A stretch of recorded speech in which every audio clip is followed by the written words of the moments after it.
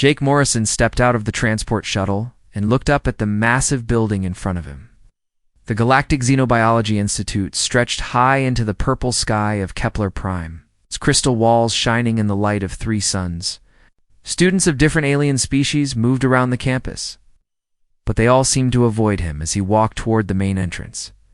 He carried his single bag over his shoulder and tried not to stare at the strange beings. Around him, there were tall, thin creatures that looked like living crystals, floating blob-like students that glowed softly, and tree-like beings that moved on root systems instead of legs. None of them looked like anything he had ever seen back on Earth. Lobby was huge and filled with the sound of different languages mixing together. Jake approached the information desk where a 6-armed insect creature sat behind a curved counter. Its compound eyes focused on him as he got closer. "I am Jake Morrison from Earth," he said slowly. "I am here for the xenobiology program." Creature's antennae twitched nervously. "Ah yes, the Deathworlder student. I am Administrator Clicks. Your professor is waiting for you in Laboratory 7. Please follow the blue lights on the floor." Jake noticed how the administrator seemed uncomfortable saying the word Deathworlder. He had heard that term many times during his journey to Kepler Prime. To most aliens in the galaxy, Earth was known as one of the most dangerous planets where intelligent life had ever developed. They called humans Deathworlders because they came from a place where almost everything could kill them. He followed the blue lights through long hallways filled with strange equipment and tanks containing creatures he could not identify. Other students moved out of his way as he passed, whispering to each other in languages that sounded like music or static or wind through leaves. Laboratory 7 was a large room with high ceilings and walls lined with glass containers. Each container held a different creature, and Jake could see that most of them looked pretty harmless to him. There were small, lizard-like animals, colorful flying insects, and what appeared to be tiny versions of jellyfish floating in blue liquid. Professor Zethkar stood at the front of the room near a large holographic display. The professor was about 8 feet tall, with a hard shell covering his back and arms that ended in sharp points. His head looked like a praying mantis, but his eyes were larger and seemed to show intelligence and curiosity. "Class, please take your seats, Professor," Zethkar said, in a voice that clicked and buzzed slightly. "Today we have a new student joining us. This is Jake Morrison from the planet Earth." Jake looked around the room at his new classmates. There were about 20 students, and not one of them looked even remotely human. A group of crystal beings sat together in the front row, their bodies catching and reflecting the light from the displays. Behind them were 3 of the floating blob creatures hovering just above specially designed chairs. The tree-like students had positioned themselves near the windows, where they could absorb more light. "As you know," the professor continued, "Earth is classified as a Class 12 death world. Mr. Morrison is the first student from such a dangerous planet to be accepted into our program." One of the crystal students raised what looked like an arm. "Professor, is it safe to have a Deathworlder in class with us? I've read that humans are predators who evolved to hunt and kill other species." Jake felt his face get warm. He wanted to say something, but he knew it was better to let the professor handle this. "That is a fair question, Corex," Professor Zethkar replied. "However, Mr. Morrison has passed all the necessary psychological evaluations and safety tests. He is here to learn, just like all of you." Another student spoke up. This one was tree-like with a voice that sounded like rustling leaves. "Professor, how can someone from such a violent world contribute to the peaceful study of xenobiology? On my world, we believe that violence corrupts the scientific mind." "I understand your concerns, Lyra," the professor said, "but we must remember that different evolutionary paths create different perspectives. Perhaps Mr. Morrison's background will offer insights that we have not considered before." Jake raised his hand slowly. "May I say something, Professor?" Professor Zethkar's antennae twitched slightly, which Jake was beginning to realize might be a sign of nervousness. "Of course, Mr. Morrison." Jake stood up and looked around the room. All eyes were on him, and he could feel the tension in the air. "I know my planet has a bad reputation in the galaxy. Yes, Earth is dangerous, and yes, humans had to fight to survive, but that does not make us violent monsters. We learned to understand animals and nature because we had to live with them. We studied them to survive, not to destroy them. The crystal student named Corex made a sound like breaking glass, which Jake guessed might be laughter. You speak of understanding, but your species has wars and kills animals for food. How is that understanding? Jake took a deep breath. Had expected this kind of reaction. We do have conflicts, and we do eat meat. But we also have people who spend their whole lives protecting animals and studying them without harming them. We have learned to live with creatures that could kill us in seconds. That teaches you respect, not just fear. One of the floating blob students pulsed a soft yellow color and spoke in a voice like singing. On my world, all creatures live in harmony. We cannot imagine choosing to live with predators. Maybe that is why I am here, Jake said. On Earth, predators and prey live together every day. We learned that understanding dangerous creatures is the key to surviving with them. Maybe I can help you understand them in a new way. Professor Zethkar clicked his mandibles together, which seemed to be his way of showing approval. Excellent point, Mr. Morrison. Now let us begin today's lesson on the feeding habits of Altarian spine crawlers. The professor activated the holographic display, and a three-dimensional image of a creature appeared in the center of the room. It looked like a cross between a spider and a scorpion, with 8 legs and a long tail ending in a curved stinger. Its body was covered in sharp spines. Its mouth had several rows of teeth. The alien students immediately moved their chairs back from the display. Even though it was just a hologram, Jake noticed that several of them looked uncomfortable. Just seeing the image, the Altarian spine crawler is considered one of the most dangerous predators in this sector of the galaxy. Professor Zethkar explained. Its venom can kill most known species within minutes, and its hunting behavior is highly aggressive. Jake looked at the hologram and tilted his head slightly. To him, it looked like a larger version of some of the spiders he had seen in his backyard on Earth. The way it moved and the shape of its body reminded him of a brown recluse spider, though much bigger and with more legs. Professor Jake said, raising his hand again. The movement pattern looks familiar to me. On Earth, we have creatures that hunt in a similar way. They are ambush predators that wait for prey to come close before attacking. The crystal student, named Corex, made that glass-breaking sound again. You have creatures like this on your world? How do you survive? We learn to recognize the signs, Jake explained. We know where they like to hide and how they behave. Most of the time, they avoid humans unless they feel threatened or cornered. Professor Zethkar's eyes seemed to brighten with interest. Fascinating. Can you tell us more about these Earth creatures? Jake nodded and stood up again. While they usually build webs or hide in dark places, they prefer to catch smaller prey. So they only attack larger creatures if they have no choice. The key is not to surprise them or make them feel trapped. The tree-like student named Lyra rustled her leaves nervously. You speak as if you have encountered such creatures personally? I have, Jake said simply. When I was growing up, I found them in my house sometimes. You just have to stay calm and give them space to escape. Most of the time, they want to get away from you as much as you want to get away from them. The room fell silent, except for the soft humming of the equipment. Jake could see that his classmates were trying to process what he had just said.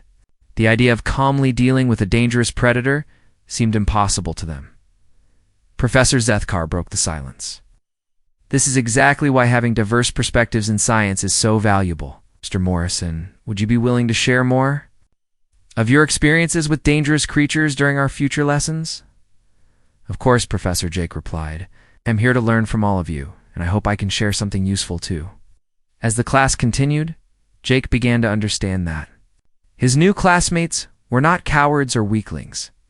They had simply evolved on worlds where cooperation and careful planning were more important than dealing with immediate physical threats. Their caution around dangerous creatures was not fear, but wisdom developed over millions of years of evolution. But he also realized that his own experiences growing up on Earth had given him something unique to offer. He had learned to read the behavior of dangerous animals, to stay calm under pressure, and to find ways to coexist with creatures that could kill him. The class ended with Professor Zethkar signing them to study groups for their first project. Jake found himself paired with Corex, the crystal student who had questioned his presence. Lyra, the tree-like student who seemed nervous about everything. 3 weeks had passed since Jake Morrison started at the Galactic Xenobiology Institute, and he was beginning to understand just how different he was from his classmates. Every day brought new challenges as he tried to fit in with beings who had evolved on worlds where danger was rare and cooperation was everything. During his morning xenobiology class, Professor Zethkar was showing them a new specimen. Inside a thick glass container that looked like it could stop a missile, a small creature about the size of a house cat moved slowly across the bottom. It had 6 legs, purple fur, and what looked like tiny horns on its head. "This is a Proxima meadowhopper," Professor Zethkar explained, his mandibles clicking as he spoke. "While it appears harmless, it possesses a mild paralytic bite that can incapacitate smaller creatures for up to 6 hours. Jake watched as his classmates leaned back in their seats, even though they were sitting 20 feet away from the heavily protected container. Corex, the crystal student, activated a personal force field that shimmered around his body. Lyra, the tree-like student, moved her chair even further back until she was almost against the wall. The meadowhopper is found on 17 different worlds and is considered a moderate threat to most galactic species, the professor continued. We will observe its feeding behavior through our remote monitoring system. Jake raised his hand. Professor, it looks like it just wants to play. See how it is bouncing around? Back on Earth, we have animals that behave like this when they are happy or excited. The floating student named Nira pulsed a nervous orange color. Play, how can you tell if a venomous creature wants to play?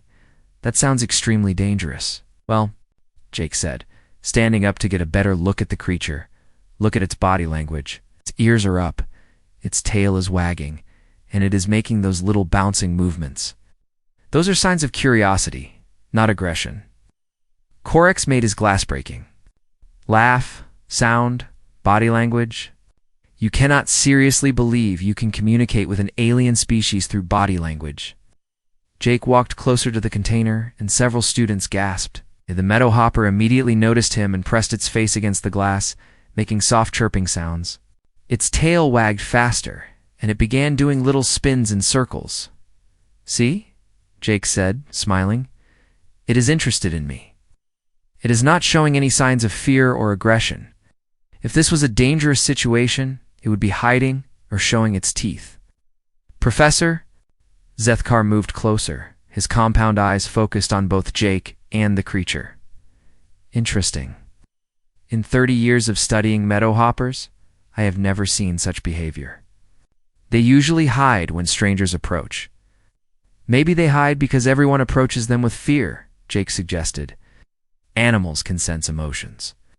If you are afraid of them, they become afraid of you. Lyra rustled her leaves nervously. What if you are wrong? What if it attacks you? Jake looked at the thick glass between him and the creature. Well, first of all, there is about 6 inches of reinforced glass between us. Second, this little guy could not hurt me even if it wanted to. Its bite might make me sleepy for a few hours, but that is not really dangerous. The class fell silent. Jake realized he had said something that shocked them again. To his classmates, even a mild paralytic bite was a serious threat. On their peaceful worlds, such dangers simply did not exist. After class, Jake was walking to the cafeteria when Corex caught up with him. The crystal being moved with a sound like wind chimes, and his body reflected the light from the corridor. In rainbow patterns? Morrison, Corex said, I need to ask you something. Are you truly not afraid of these creatures, or are you simply hiding your fear? Jake stopped walking and turned to face him. I am not afraid of most of them, no. I be, of course you should be, Corex replied, his voice ringing like struck metal.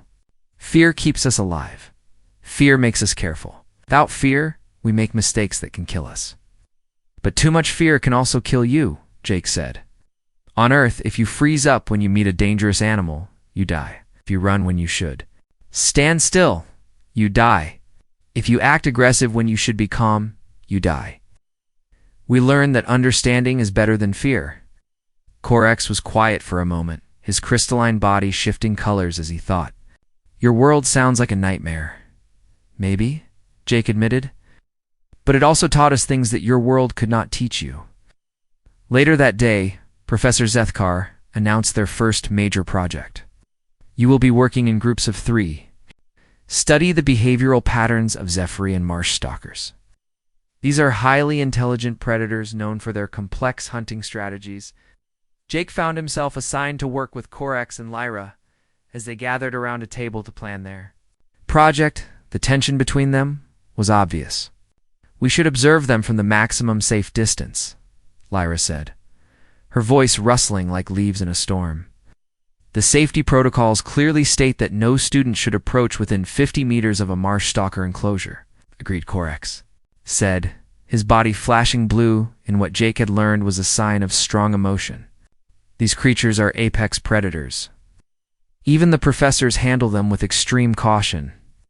Jake looked at the information packet about marsh stalkers. They were about the size of large dogs, with sleek bodies built for moving through water and thick vegetation. They had 4 eyes, webbed feet, and mouths full of sharp teeth. But what interested him most was the description of their hunting behavior. It says here that they are pack hunters, Jake said. They work together to corner prey and then take turns attacking. That suggests they are very intelligent and social. Yes, which makes them even more dangerous, Lyra replied. Intelligent predators are unpredictable, or more predictable, Jake said. Social hunters usually follow patterns. They have leaders and followers, they communicate with each other, and they make decisions as a group. If we could understand their social structure, we could predict their behavior. Corex's body flashed red this time. You were suggesting we study their social structure? That would require close observation, possibly even interaction. That is absolutely insane. I am not suggesting we jump into their enclosure, Jake said, trying to keep his voice calm. We could learn a lot more if we observe them in an more natural environment, instead of through 6 layers of protective barriers. Natural environment?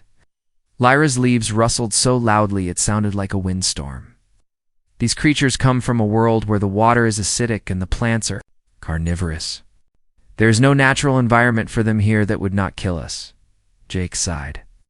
He was beginning to understand that his classmates were not just being overly cautious. They literally could not imagine surviving in the environments where these creatures lived. Their worlds were so safe and peaceful that even the idea of mild danger was terrifying to them. Okay, he said, we will do it your way. Maximum safe distance, full protective protocols, remote observation only. But as they worked on their project over the next few days, Jake could not help but notice things that his teammates missed.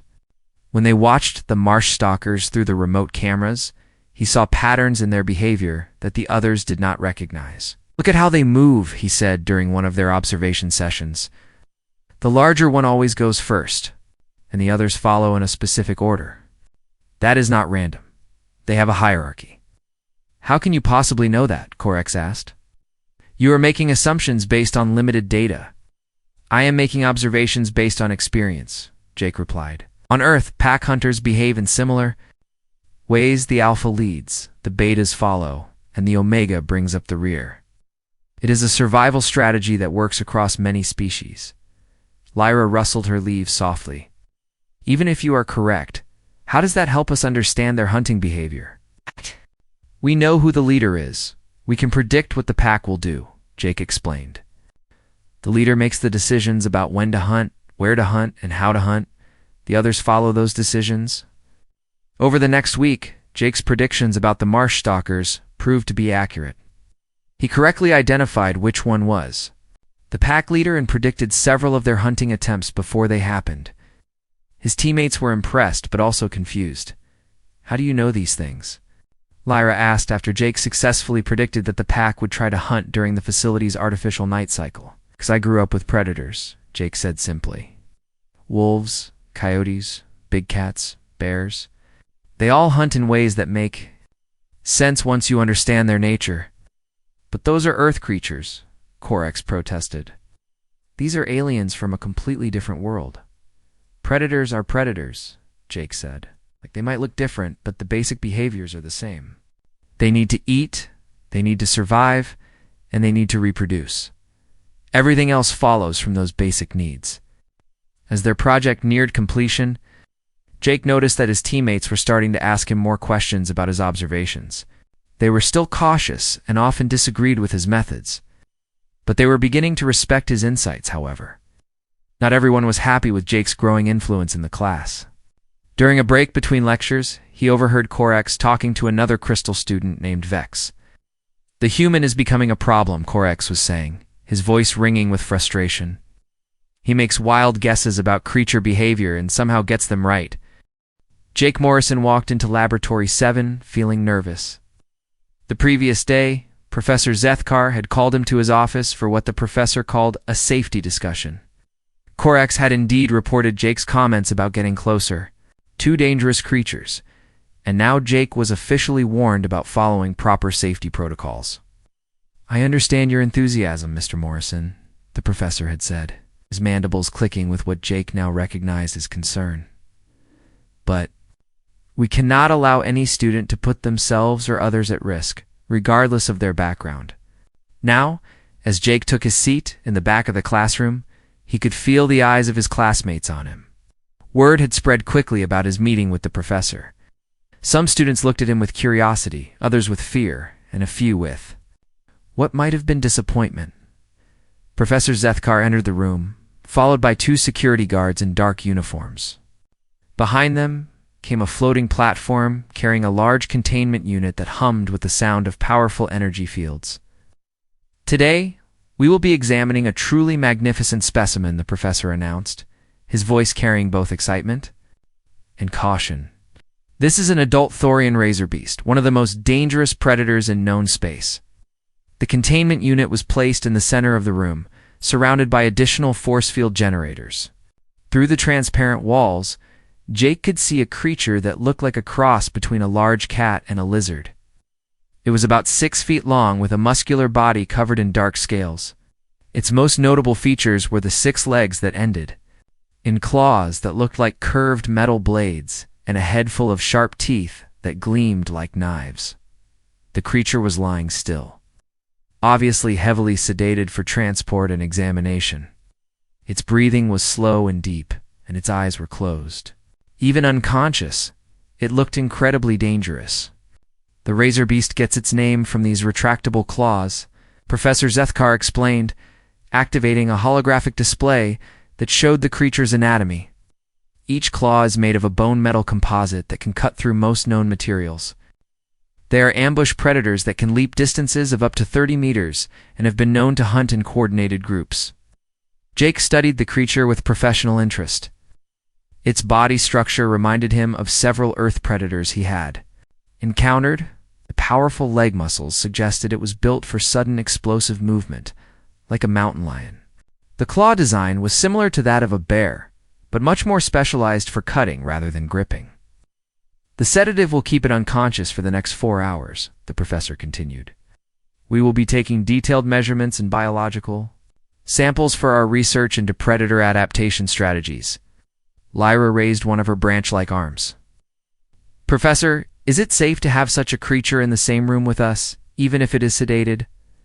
"Absolutely," Professor Zethkar replied.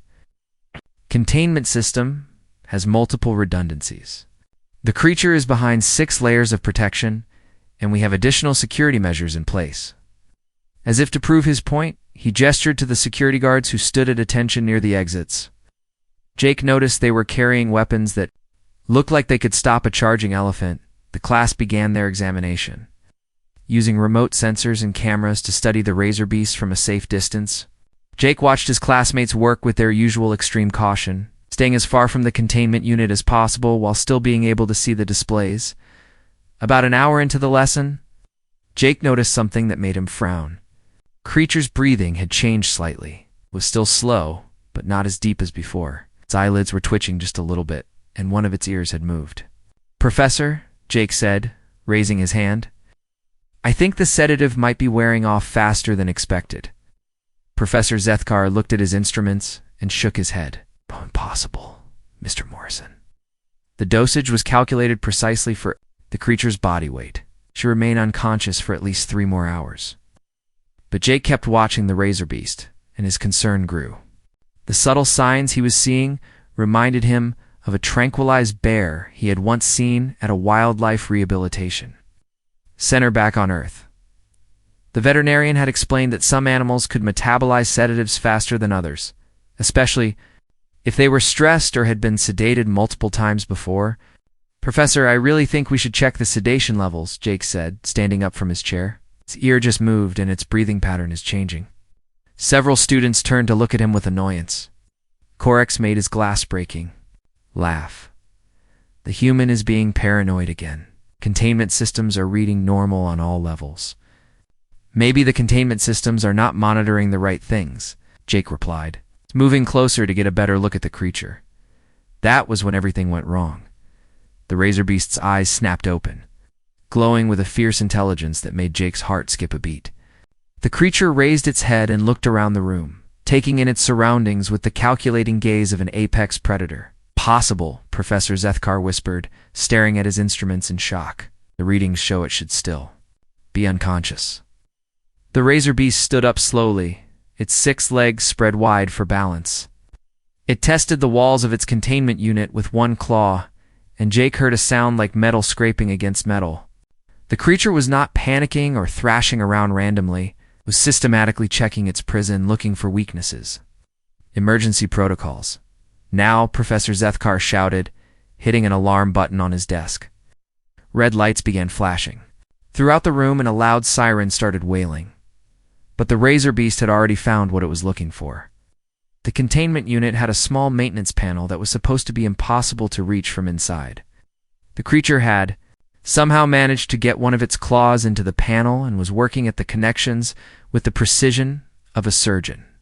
"That should not be possible," one of the security guards said, raising his weapon. "The maintenance panel is designed to be completely inaccessible." "Tell that to the razor beast," Jake muttered, watching as the creature continued its work. The way it was moving suggested it had done this before, probably during its capture or transport. Sparks began flying from the maintenance panel, and several of the containment unit's force fields flickered and died. The creature had somehow managed to disable the primary containment system from the inside. "Everyone to the emergency exits," Professor Zethkar ordered, his voice cracking with panic. "Security, activate the classroom lockdown." But it was too late.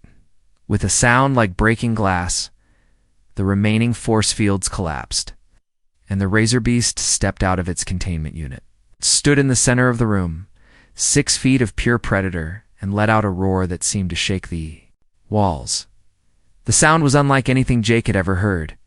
It was not just loud, it was designed to paralyze prey with fear.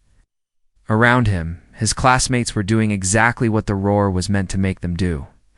They were freezing in place, unable to move or think clearly. Corex had fallen over his crystalline body, flickering with terror. Lyra had pressed herself against the wall, her leaves rustling so violently it sounded like a hurricane. The floating students had sunk to the floor, their glow dimming to almost nothing. The security guards were trying to get a clear shot, but the students were scattered around the room, and there was too much chance of hitting someone by accident. The razor beast seemed to understand this and positioned itself where the guards could not shoot without endangering the class. "Nobody move," Professor Zethkar whispered, his own voice shaking with fear. "Razor beasts attack moving targets first. If we stay perfectly still, it might not see us as threats." Jake looked at the creature and realized the professor was wrong. The razor beast was still groggy from the sedative, but it was not confused about where it was or what was happening. It knew it was in a room full of potential enemies, and it was deciding what to do about it. The creature's head turned toward the group of students huddled near the wall, its eyes fixed on Lyra, who was shaking so badly her leaves were making noise. The razor beast took a step toward her, its claws clicking against the floor. Jake knew what was about to happen.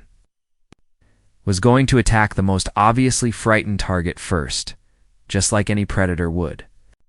Lyra was making herself the perfect victim by showing so much fear and making so much noise.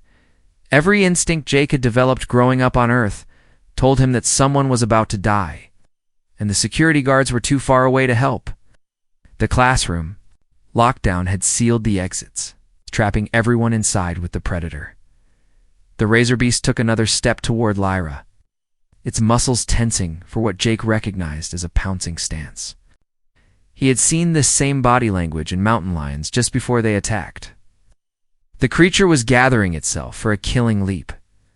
Without thinking, Jake stepped forward and spoke in a calm, steady voice. "Hey there, big guy.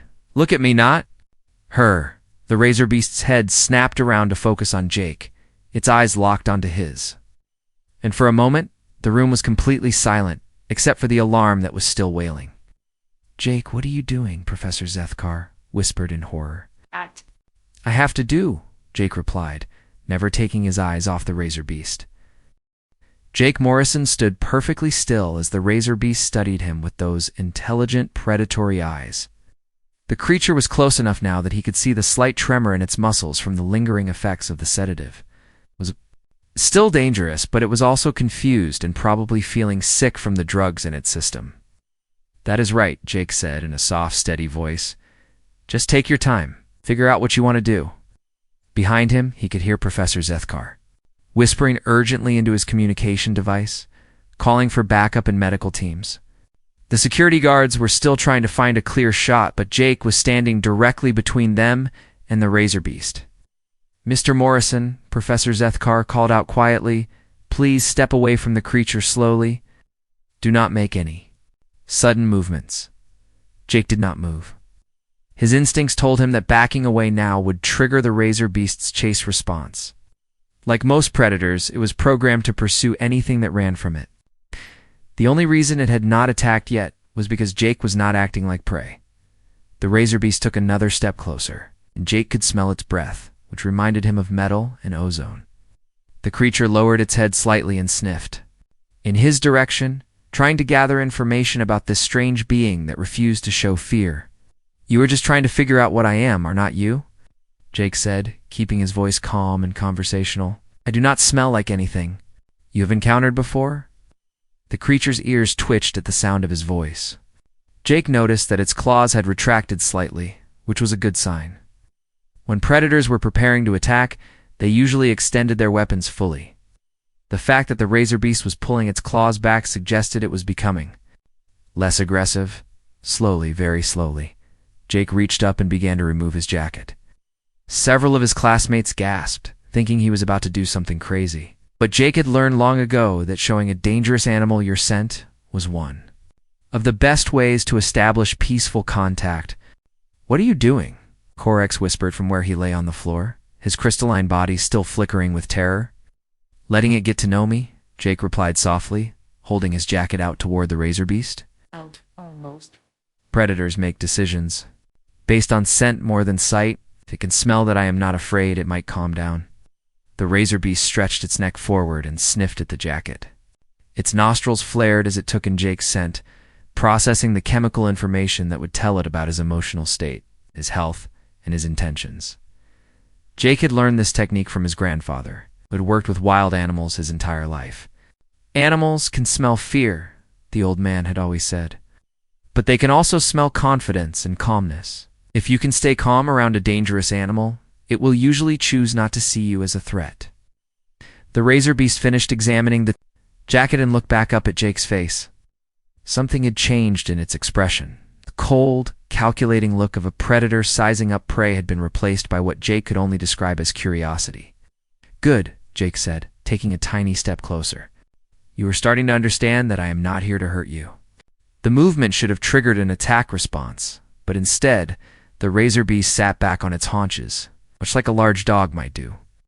Its head tilted to one side as it continued to study Jake with those intelligent eyes. "It's impossible," one of the security guards muttered. "Razor beasts do not sit. They do not show curiosity. They are killing machines." "Maybe that is because no one has ever tried to communicate with one before," Jake said, never taking his eyes off the creature. "Maybe they only act like killing machines when they think they are being threatened." He slowly extended his hand, palm up, in the universal gesture of peaceful greeting that seemed to work across species. His heart was pounding, but he kept his breathing steady and his movements calm and deliberate. The razor beast looked at his outstretched hand for a long moment. Then, moving with surprising gentleness for such a large predator, it leaned forward and sniffed at Jake's palm. Breath was warm against his skin. He could feel the slight vibration of a low, rumbling sound coming from deep in the creature's chest. "Is it purring?" Lyra asked in amazement, her leaves rustling much more quietly now. "Something like that," Jake said, fighting the urge to smile. "A lot of predators make contented sounds when they are relaxed. Cats purr, dogs grunt, bears chuff. This might be how razor beasts show that they are not feeling aggressive." The creature pulled its head back and looked at Jake again. Then, to everyone's complete shock, it lowered its massive head and gently bumped against Jake's chest, much like a friendly cat might do. "It is showing affection," Professor Zethkar whispered in disbelief. "In 40 years of studying xenobiology, I have never seen anything like this." Jake slowly raised his other hand and, moving very carefully, placed it on the side of the razor beast's head.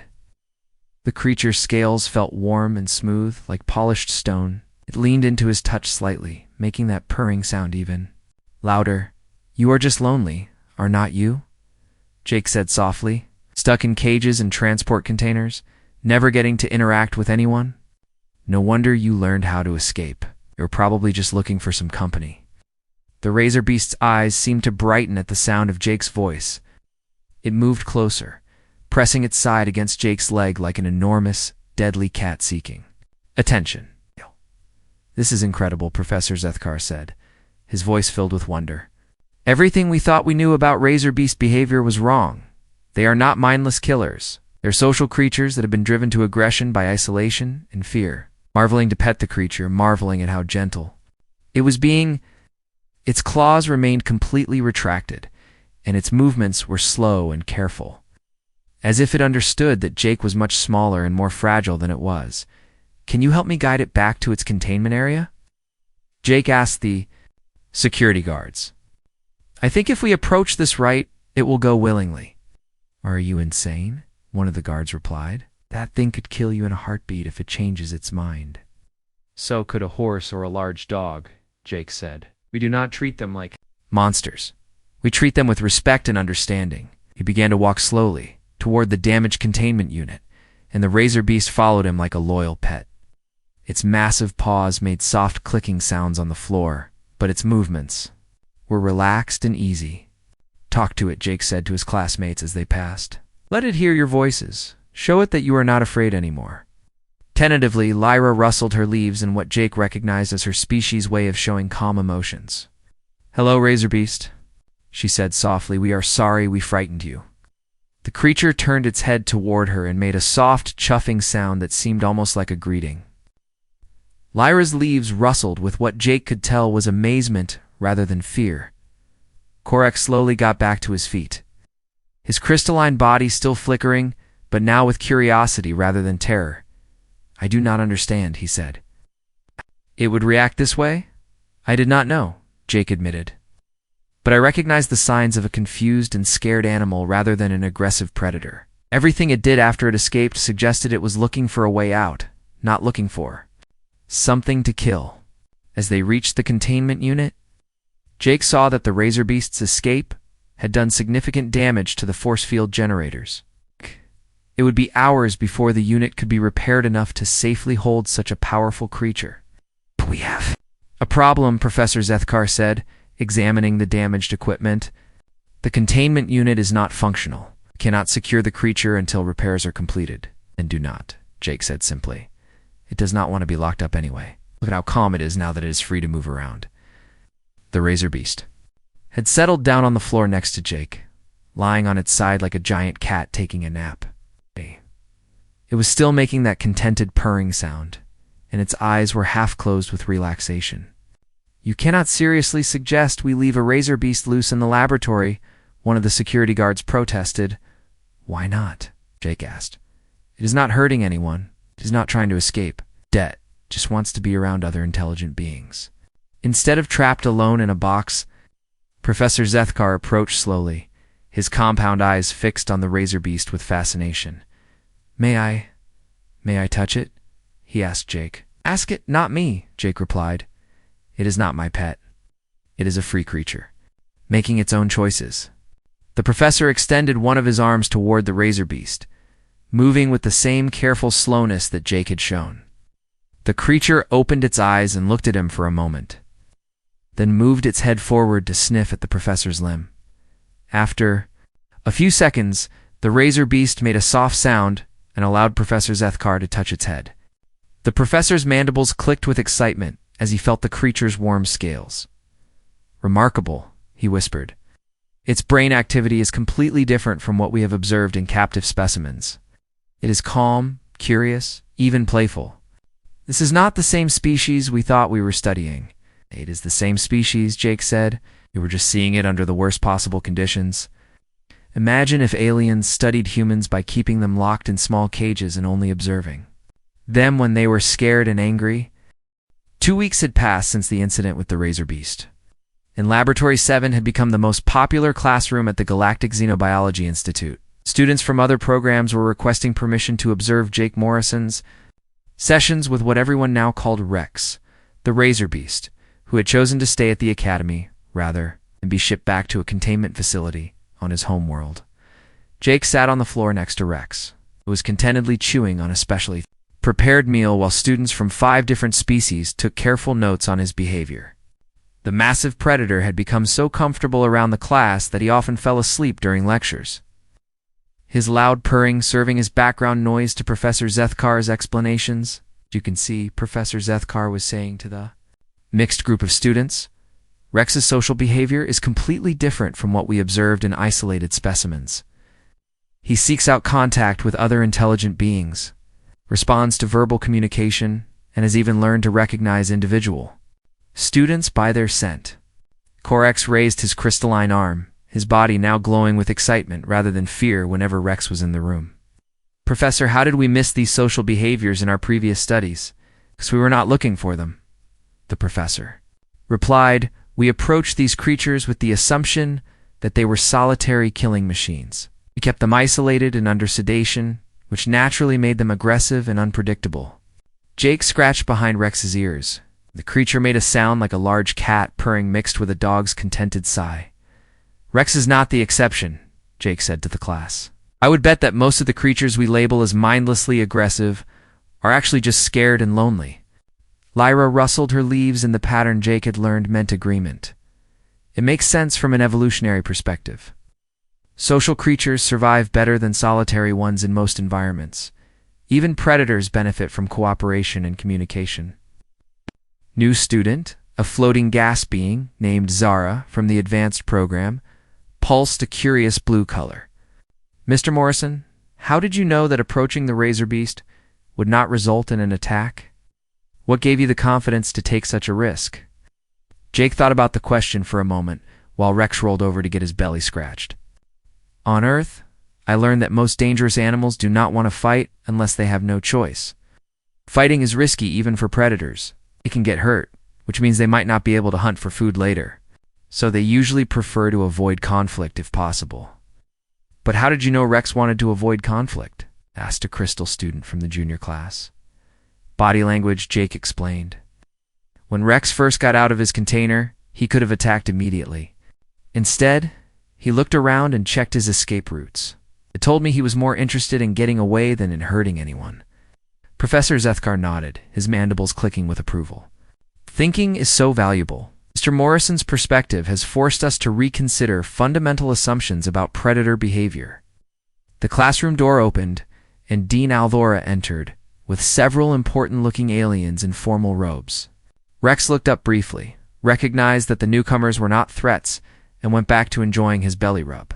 "Dean Althora," Professor Zethkar said, standing up straighter, "I am here to observe the famous Deathworlder." "Techniques," the dean replied, her forearms gesturing toward Jake and Rex. "The Galactic Academic Council has heard remarkable reports about breakthroughs in predator behavior studies happening in this classroom." Jake felt nervous as the distinguished visitors took seats around the room. These were some of the most important scientists in the galaxy, and they were here to judge whether his methods were legitimate or just lucky accidents. "Mr. Morrison," Dean Althora said, "would you please demonstrate your approach with another specimen? We have brought a Valdorian spiketail for observation." 2 assistants wheeled in a heavily shielded container. Through the reinforced walls, Jake could see a creature about the size of a large dog, covered in sharp spines, and with a tail that ended in what looked like a mace. It was pacing back and forth, clearly agitated from transport. "The spiketail has injured 3 handlers during capture," one of the assistants explained. "It has been sedated twice, but the drugs seem to have little effect on its aggression levels." Jake studied the creature carefully. Its movements were quick and jerky, and its spines were fully extended in a defensive posture. This was not going to be as easy as his interaction with Rex had been. "What do you know about its natural habitat?" Jake asked. "Dense forests on a high-gravity world," Dean Althor replied. "They are known to be extremely territorial and hostile to any intrusion." Jake nodded, understanding the problem. It thinks it is still being invaded. "Look at how it is moving. Short, fast steps, always checking behind itself. It is expecting an attack from multiple directions." He approached the container slowly, making sure his footsteps were loud enough for the creature to hear him coming. Surprise was the last thing he wanted. "What are you doing?" "Letting it know. I am here," Jake explained. "Territorial animals hate surprises more than they hate threats. If I announce my presence, it can decide how to react instead of just panicking." The spiketail stopped pacing and focused on Jake. Its spines rattled softly, and it made a low hissing sound that probably meant stay away in any language. "I understand," Jake said in a calm voice. "This is your space now, and you do not want me in it. But I am not here to invade. I just want to talk." Sat down on the floor about 10 feet from the container, making himself smaller and less threatening. The spiketail watched him suspiciously, but stopped hissing. "The key is patience," Jake explained to his audience. "Territorial creatures need time to assess whether you are a real threat. If you rush them, they will always choose to fight." For the next 20 minutes, Jake simply sat and talked softly to the spiketail. He told it about Earth, about his journey to the Institute, about Rex sleeping peacefully nearby. The creature gradually relaxed, its spines lowering slightly, as it decided that this strange being was not planning to attack. "Now comes the test," Jake said quietly. He reached slowly toward the container's emergency release, the manual override. That would open the containment field. Several of the visiting scientists gasped, and Dean Althor stood up quickly. "Mr. Morrison, that is extremely dangerous. We do not have the same safety measures in place that you had with the Razor Beast." "We do not need them," Jake said confidently. "This creature does not want to hurt anyone. It just wants to feel safe." He activated the release, and the containment field disappeared. The spiketail tensed for a moment, then stepped cautiously out of its prison. It looked around the room, taking in all the alien faces watching it, but made no aggressive moves. Jake extended his hand slowly, palm up.